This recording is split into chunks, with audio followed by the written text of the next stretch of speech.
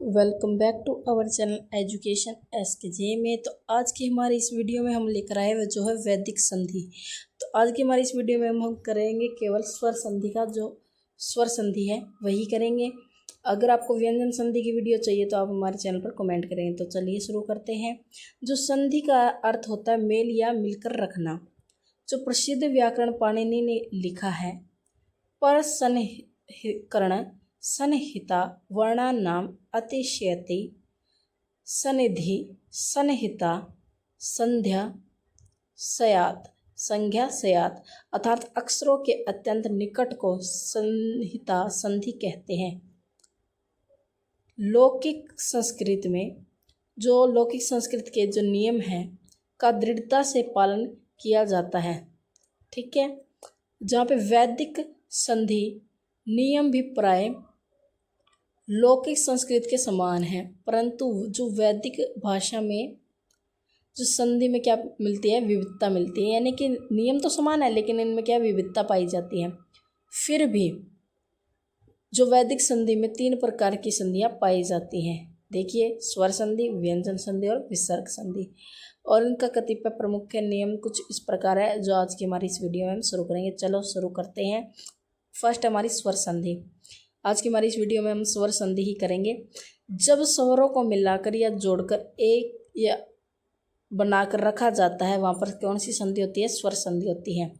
वैदिक भाषा में स्वर संधि के नियम है।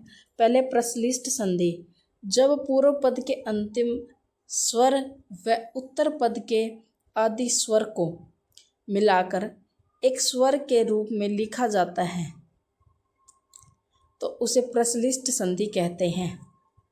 जैसे मैं आपको बताती हूँ कैसे लिखना है। आपको मेल करके दिखाएंगे। जैसे कि यहाँ पे मैंने ए लिख दिया, फिर प्लस में जो अश्व प्लस में अजनी, यहाँ पे लिखा नहीं जा रहा है, रुकिए, हाँ अजनी। तो इसका हम मेल करेंगे तो जो अश्व वह होता है, वह में भी ए होता है। ये हमारा प्रथम पद हो गया, यानी इसे हम पूर्व पद भी कहते हैं। इसका वह है, इसमें ए होता है, ठीक है। और ये हमारा उत्तर पद हो गया, ठीक है। और इसका जो प्रथम पद होगा वो स्वर, ये ए है। तो इनके मेल से जो विकार उत्पन्न होता है, वहाँ पे क्या प्रश्लिष्ट संधि होती है। इसमें स्वरों का पृथक पृथक ज्ञान नहीं होता, यानी कि ये क्या मिले ही होते हैं, इन अलग अलग ज्ञान नहीं हो पाता। इस जो प्रश्लिष्ट संधि है, इसके भी इसमें 3 प्रकार दिए गए हैं। जैसे कि पहला है दीर्घ संधि, फिर है गुण संधि और फिर है वृद्धि संधि। तो हम पढ़ेंगे पहले जो दीर्घ संधि क्या है। दीर्घ संधि जहाँ पर पूर्व पद के अंत में तथा उत्तर पद के आदि में स जाती है, यानी कि समान जाति, यानी कि ए के बाद ए और ई के बाद में ई हो। ये ए आ ई और औ और बड़ा औ स्वर होते हैं, तो उन दोनों के स्थान पर दीर्घ संधि होती है, ठीक है। जैसे कि इसमें दिया गया है अश्व, व में भी ए है और अंजनी और ये ए है। इनको जोड़ने पर क्या समान स्वर हो गए, जोड़ने पर क्या बन गया? अश्वजनी बन गया। तो जिस तरह से हम ए प्लस में ए होगा तो वहाँ पे क्या हो जाएगा? आ हो जाएगा, ठीक है। और ई प्लस में ई होगी तो वहाँ पे बड़ी ई हो जाएगी, ठीक है। इस प्रकार से यहाँ पर दिया गया है। यानी कि दीर्घुणा, यानी कि समान स्वरों के जुटने पर जो दीर्घ स्वर बन जाना क्या कहलाता है? दीर्घ संधि कहलाता है। इसमें लौकिक संस्कृत में अक स्वरणे दीर्घ सूत्र में इस प्रकार की संधि होती है। यानी कि लौकिक में इसमें क्या है? अक सवर्णे दीर्घ सूत्र में इस प्रकार की संधि होती है, यानी कि ये इसका सूत्र होता है लौकिक में। अब आते हैं हम गुण संधि के ऊपर। गुण संधि के पूर्व के अंत में ए हो या आ हो स्वर हो। पूर्व पद में क्या हो? ए या आ स्वर हो। और जो उत्तर पद है उसमें उसके आदि में ई हो या बड़ी ई हो, तो दोनों के स्थान पर ए हो जाता है, ए हो जाता है, ठीक है। तो क्या हो जाता है? ए या आ, ठीक है। जो पहला पद होगा उसमें ए हो या आ हो, और जो दूसरा पद होगा उसके जो पहला अक्षर ई हो या बड़ी ही हो, तो उनके जो मेल से क्या होगा? जो होगा वो ए हो जाएगा, यानी कि अ आई बन जाएगा, ठीक है। तो इस प्रकार से क्या होगा? उसी प्रकार से जिस तरह ई और ए और ई जोड़ने पर ए हुआ, उसी तरह ए और आ औ जोड़ने पर वहाँ पर क्या हो जाएगा, ओ हो जाएगा। क्या हो जाएगा, वहाँ पर ओ हो जाएगा। तो ये हमारी कौन सी संधि होगी, गुण, यानी कि इनके गुणों में बदलाव आया, परिवर्तन हुआ, वहाँ पे क्या है, गुण संधि होती हैं। ठीक है। और इसी में जो लौकिक संस्कृत में पाणिनि का जो है, जो गुण संधि का आद्य गुण सूत्र के रूप में लिखा गया है। आगे हमारी वृद्धि संधि। ठीक है। वृद्धि संधि जब पूर्व पद और पद में ए या आ हो और उत्तर पद में ए या ऐ हो, ये आद्य गुण वाला ये सूत्र यहाँ पे मैंने मार्क नहीं किया था, ये वाला ये है, लौकिक संस्कृत में आद्य गुण होगा। ठीक है। जो हमारा गुण संधि का है, आद्य गुण सूत्र लगने पर ये संधि होती है लौकिक में। वैदिक में अभी पढ़ी हमने। तो जब पूर्व पद के अंत में ए या आ हो और उत्तर पद के आदि में ए या ऐ हो, तो दोनों को क्या है, ए आदेश हो जाता है। दोनों में कौन सा आदेश हो जाता है, ए आदेश, यानी कि वृद्धि हो जाती है। और उसी प्रकार ए ओ हो तो पूर्व में व उत्तर पद के स्थान पर हो जाता है, वहाँ पे क्या आ जाएगा, व आ जाएगा, तो औ आदेश हो जाता है। यानी कि उसी प्रकार से क्या है, ए और आ और ए और ओ हो तो वहाँ पर कौन सा आदेश हुआ, ए हुआ। और इसी प्रकार ए और ओ हो तो वहाँ पर औ आदेश हो जाएगा। फिर से पढ़ेंगे। पूर्व पद में ए आ ओ और उत्तर पद में ऐ और ए हो तो वहाँ पर ए आदेश होगा। और ए या ओ हो तो पूर्व पद और उत्तर पद के स्थान पर क्या हो जाएगा, औ आदेश हो जाएगा। तो ये जो दो उदाहरण दिए गए इनमें से एक कर लेंगे, आ प्लस में एनम ए एनम। ठीक है। और पाणिनि के जो अष्टाध्यायी हैं, जो पाणिनि का अष्टाध्यायी है, उसमें वृद्धि रेचि लौकिक संस्कृत में इसी प्रकार की वृद्धि संधि का कार्य करता है। यानी कि सेम इसी प्रकार, बस इनके नाम अलग है। तो इनका जो सूत्र होगा वो क्या है, वृद्धि रेचि। लौकिक संस्कृत में कौन सा होगा, वृद्धि रेचि, वृद्धि संधि हम जिसे कहते हैं। अगला हमारा अक्षेप्र संधि। अक्षेप्र संधि में क्या होगा, अक्षेप्र संधि यदि पूर्व पद के अंत में ई या ई हो और उत्तर पद के प्रारंभ में असमान स्वर हो, यानी कि इन ऐ और बड़ी ई को छोड़कर कोई अन्य स्वर हो पर यह होता है, क्या हो जाएगा, वहाँ पर यह हो जाएगा।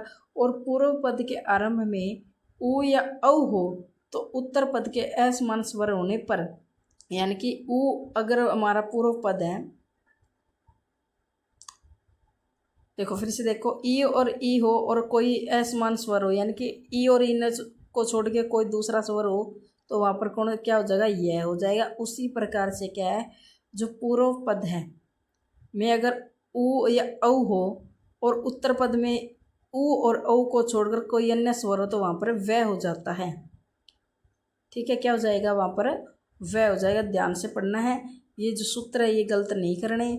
और फिर यहाँ पे जो उदाहरण हम लिख सकते हैं, देवे आशु। ठीक है।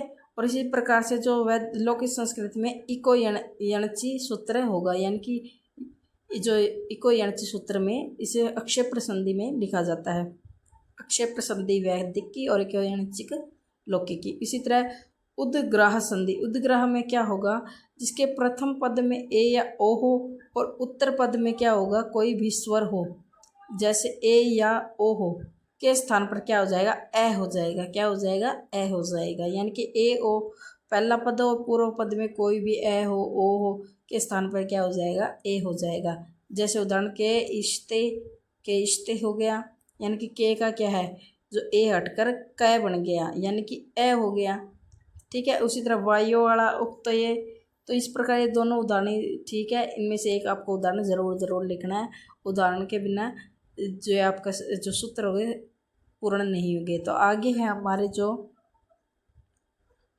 तो हमारी छठी जो संधि है वो भुग्न संधि है। भुग्न संधि में क्या होगा, यदि पूर्व पद के अंत में ओ या औ हो और उत्तर पद में ए या आ आवे तो हो तो ओ या औ का क्रमशः ए या आ हो जाता है। यानी कि ओ होगा तो ए हो जाएगा और औ होगा तो आ हो जाएगा। ठीक है। वहीं पर ई का आवागमन हो जाएगा, तो क्या आ जाएगा, वहाँ पर ई का व का आवागमन हो जाएगा, यानी कि व आ जाएगा वहाँ पर। ठीक है। व जैसे वायु प्लस में आ तो वायु वायव्या बन गया, ठीक है। और इसे लौकिक संस्कृति में एसो वायव्या अनुरूप कहते हैं। जैसे एव और अव और ओ को आव हो जाएगा, यानी कि ओ को क्या अव हो जाएगा और अव को आव होएगा। इसी तरह इसका 7वां है अभिनिहित संधि। अभिनिहित संधि में क्या दिया गया है, संधि के विषय में ऋग्वेद प्रातिशाख्य में कहा गया है कि जब किसी पूर्व पद अंत में ए हो या ओ हो तो उत्तर पद के आरंभ में ए हो या ए को अपूर्व या पूर्व रूप या अवग्रह हो जाता है। जैसे वह अवग्रह हुआ, जैसे पितो अरम, यानी कि जो यह पितो और रम में हो गया, यानी कि ए का क्या हो गया, यहाँ पे अवग्रह हो गया। उसी तरह पदवृत्ति में क्या होगा, यदि पूर्व पद में ए या ओ हो, पद में ए या ओ हो और उत्तर पद में कोई स्वर हो, जैसे ए या ओ, स्थान पर आ हो जाता है। जैसे पादो उच्चते पादा उच्चते, यानी कि आ की मात्रा लग गई, ठीक है, ई की जगह। तो इसी प्रकार प्राकृतिक भाव संधि, प्राकृतिक भाव जहाँ पर संधि होनी चाहिए थी परंतु संधि हो नहीं पाती, यानी संधि होती नहीं है, अर्थात जो दोनों पद है संधि के में पूर्व अवस्था में रहते हैं, यानी कि जैसे है वैसे के वैसे रहते हैं, वहाँ पर प्राकृतिक भाव संधि होती है। जैसे हम लिख सकते हैं संधि का न होना लिख सकते हैं। इसके कुछ नियम वैदिक और लौकिक दोनों में समान, यानी कि इसके जो नियम है समान है। ई और ऊ के अंत में जो द्विवचन हो तो वहाँ पर प्राकृतिक भाव संधि होती है। जैसे इंद्र वायु इको, यानी कि इंद्र इमे सूता में इंद्र वायु इमे सूता, यानी कि जैसा का जैसा रह जाए, वहाँ पर क्या होती है, यहाँ पर प्राकृतिक भाव संधि होती है। यहाँ पर जो हमने स्वर संधि के 10 पार्ट हमने कर लिया है। अगर वीडियो पसंद आए तो वीडियो को लाइक और चैनल को सब्सक्राइब ज़रूर करें और व्यंजन के लिए कमेंट करें। Thank you.